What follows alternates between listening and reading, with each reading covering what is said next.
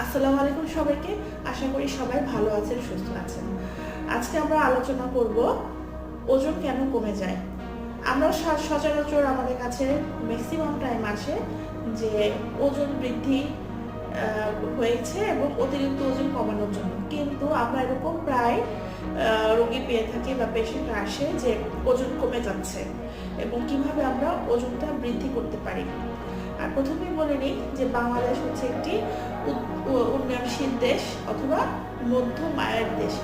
মধ্যম আয়ের দেশ হওয়া সত্ত্বেও অধিকাংশ জনগণ কিন্তু দারিদ্র্য সীমার নিচে বসবাস করেন।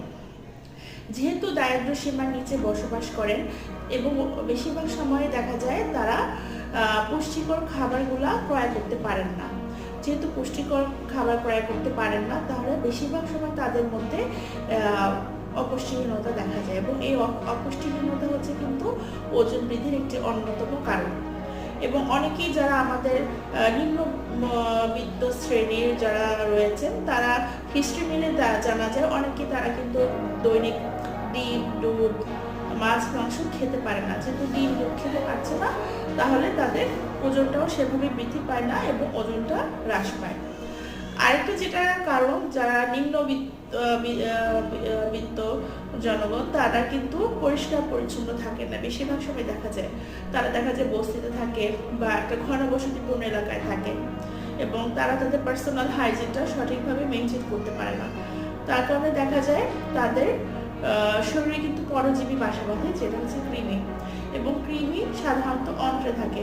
আমাদের ক্ষুদ্রান্ত বৃহদন্ত্রে নানা রকম কৃমি থাকে এবং কৃমিগুলো কিন্তু ক্ষুদ্রান্ত বৃহদন্ত্র থেকে পুষ্টিগুলো শোষণ করে নেয়। যেহেতু কৃমি শোষণ করে নেয়, তাহলে তারা দেখা যায় অপুষ্টিহীনতায় ভোগে এবং কৃমি থাকার দরুন আয়রন ডেফিসিয়েন্সি এনিমিয়াটা ডেভেলপ করে। আচ্ছা, আরও কিছু কারণ রয়েছে ওজন কমার। সেটার মধ্যে দেখা যায় যে কিছু ক্রনিক ডিজিজ রয়েছে, হ্যাঁ, যেমন টিউবার, যক্ষা, ক্যান্সার। এবং ধারণা করা হয় যক্ষাটাও কিন্তু রোগ প্রতিরোধ ক্ষমতা কমে গেলে হয় এবং লো সোশ্যাল ইকোনমিক কন্ডিশন বা নিম্নবিত্ত জনগণ যাদের, তাদের মধ্যে কিন্তু যক্ষার প্রবণতাটা বেশি দেখা যায়।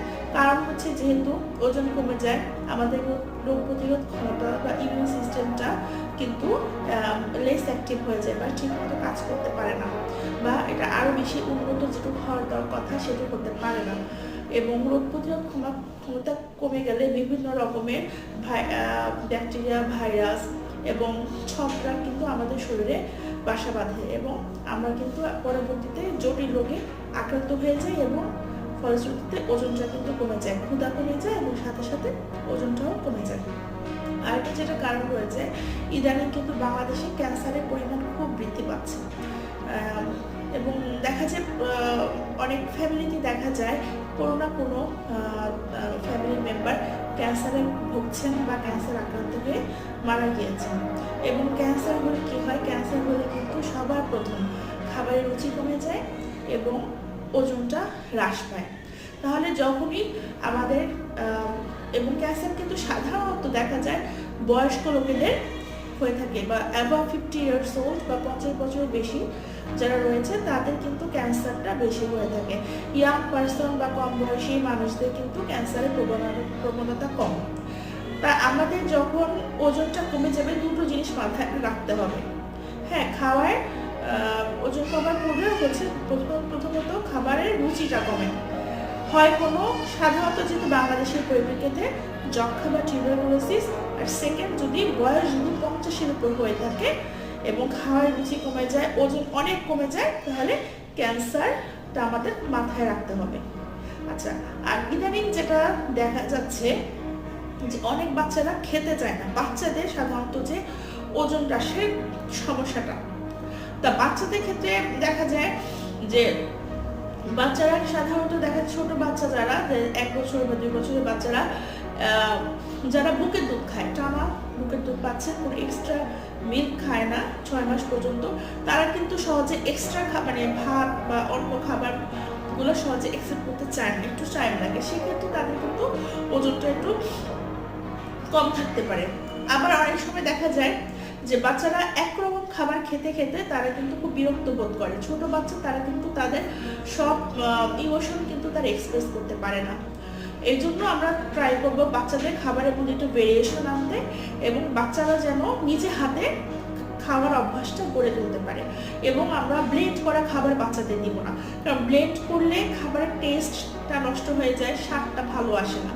তাই যদি ছোট বাচ্চাদের যারা 6 বছরের বয়সী, যখন আমরা উইনিং পিরিয়ডটা শুরু করব বা খাবারটা দুধ ছাড়া যে অন্য খাবার বাড়তি খাবারটা শুরু করব, আমরা ট্রাই করব যে একটা সিম্পল কার্বোহাইড্রেট বা ভাত দিয়ে স্টার্ট করতে, এবং ভাতটা আমরা হচ্ছে নরম করে দিব বা বলে নরম করে দিব যেন সে একটু হলেও চাবাতে পারে, এবং বাচ্চাকে চাবানোর অভ্যাসটা আমাদের তৈরি করতে হবে।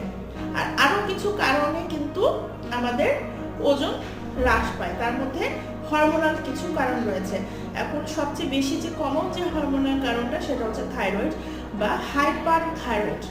সাধারণত ওজন বৃদ্ধির জন্য থাইরয়েড হরমোন কমে যাওয়া দায়ী, কিন্তু ওজন হ্রাসের জন্য থাইরয়েড হরমোন যদি প্রয়োজনে অতিরিক্ত শরীরে তৈরি হয়, সেক্ষেত্রে কিন্তু আমাদের বডি মেটাবলিজম বা বিপাক ক্রিয়া কিন্তু অনেক দ্রুত হারে বৃদ্ধি পায়।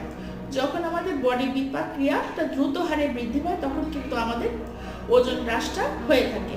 তো সেক্ষেত্রে আমাদের মাথায় রাখতে হবে যে আমার থাইরয়েড ফাংশনটা বা থাইরয়েডের কার্যক্ষমতাটা স্বাভাবিক পর্যায়ে আছে কিনা।